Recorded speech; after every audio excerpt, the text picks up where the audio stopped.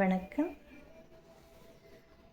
அன்பு நடமாடும் கலைக்கூடமே, இப்படி ஒரு பாடல் வருகிறது திரைப்படத்தில்.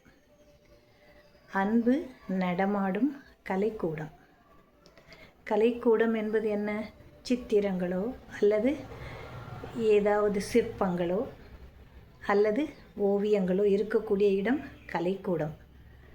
அன்பு இருந்தால் அது அத்தகைய கலைக்கூடத்திற்கு ஒப்பானதாக கொள்ளப்படுகிறது. பாருங்கள் எவ்வளோ அழகழகாக அவங்கெல்லாம் சொல்கிறாங்கன்னு சொல்லிட்டு இல்லையா? அதே போல் இப்போ அந்த அன்பினை பற்றி அடுத்த குறளாக நாம் காண இருப்பது, அறத்திற்கே அன்பு சார்ப என்ப அறியார். அறத்திற்கே அன்பு சார்ப என்ப அறியார், மரத்திற்கும் அகுதே துணை.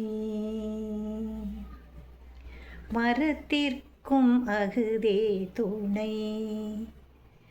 அறத்திற்கே அன்பு சார்ப என்ப அறியார், மரத்திற்கும் அகுதே துணை. அன்பு என்று சொல்லக்கூடிய இந்த பண்பு அறம் சார்ந்தது அப்படின்னு நம்மலாம் சொல்கிறோம் இல்லையா? ஒழுக்கம் அறம் சார்ந்தது அப்படின்னு நம்ம நினைக்கிறோம். ஆனால் இது நம்மளுடைய அறியாமையால் சொல்லக்கூடியது என்கிறது வள்ளுவம். அறத்திற்கே அன்பு சார்பு என்ப அறியார். அறியார்னா என்ன? தெரியாதவர்கள், புரிந்து கொள்ள முடியாதவர்கள். அப்போது மரத்திற்கும் அகுதே துணைங்கிறார். மரம் அப்படின்னு சொன்னாக்கா நீங்கள் சொல்கிற செடி கொடியில் வர மரம் இல்லை. மரம் என்பது வீரத்தை குறித்தது, வீரம் குறித்தது. மரத்திற்கும் அகுதே துணை. வீரம் அப்படின்னு சொல்லும்போது நம்ம எதை சொல்கிறோம்?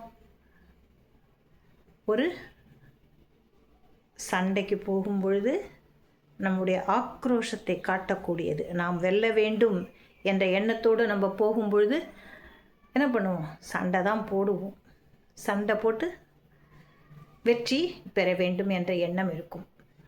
அப்படி இருக்கும் பொழுது கூட அந்த காலத்தில் மன்னர்கள் என்ன செய்வாங்க அப்படின்னாக்கா, அந்தணர்கள், பெண்கள், குழந்தைகள், வயோதிகர் இவங்களெல்லாம் விட்டுருவாங்க. இவங்களெல்லாம் எந்த தொந்தரவும் பண்ண மாட்டாங்க, பண்ணக்கூடாது. இது எதில் வருது? வீரம் அப்படின்னு சொல்லக்கூடிய அந்த பண்பில் இதெல்லாம் வருது. சண்டைக்குன்னு போனால் கூட ஆநிரைகள் என்று சொல்லக்கூடிய பசுக்கள், வயோதிகர்கள், பெண்கள், குழந்தைகள், இப்படி பலரையும் நம்ம என்ன பண்ணணும்?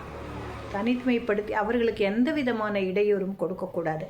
யாரெல்லாம் சண்டைக்கு வரார்களோ, வீரர்களாக வருகிறார்களோ அவரோடு மட்டுமே நாம் பொருந்தி போரிட வேண்டும்.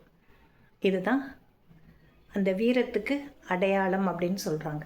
இப்போ இங்கே என்ன சொல்கிறாரு? அன்பு என்பது அறம் சார்ந்த விஷயம் கிடையாது, அது மட்டுமே கிடையாது. அறம் என்பது நல்ல செயல்களை செய்தல் இல்லையா? ஒழுக்கத்தோடு இருத்தல். அப்போது இந்த ஒரு அன்பு என்ற ஒரு பண்பு அறத்திற்கு மட்டுமே சொந்தமானது கிடையாது. அது மரத்திற்கும் துணையாக நிற்பது. மரம் என்பது வீரம், வீரத்திற்கும் துணையாக இருக்கும். உண்மையான வீரர்கள் தன்னோடு நேருக்கு நேராக தனக்கு சரி சமமாக பலம் இருப்பவர்களோடு மட்டுமே சண்டையிடுவார்கள். பலவீனமான எவரிடமும் சண்டை போட மாட்டார்கள். அது அவர்களுடைய வீரத்திற்கு இழுக்கு, தரக்குறைவு. நம்ம சொல்கிறோம்ல,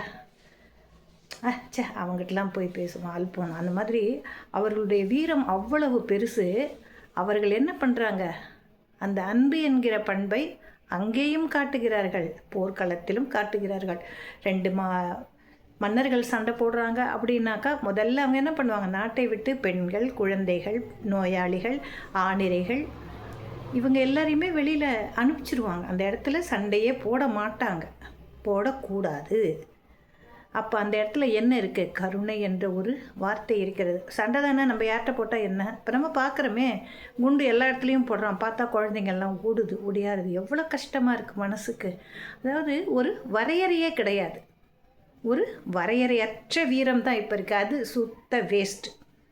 ஆனால் அந்த ஒரு போர் புரியும் காலத்தில் கூட அவங்க என்ன பண்ணுறாங்க, ஒரு சிறப்பான ஆயுதத்தை கையில் எடுக்கிறாங்க. அது என்ன, கருணை. கருணை என்பதும் அன்பின் அடிப்படையில் வரக்கூடியது.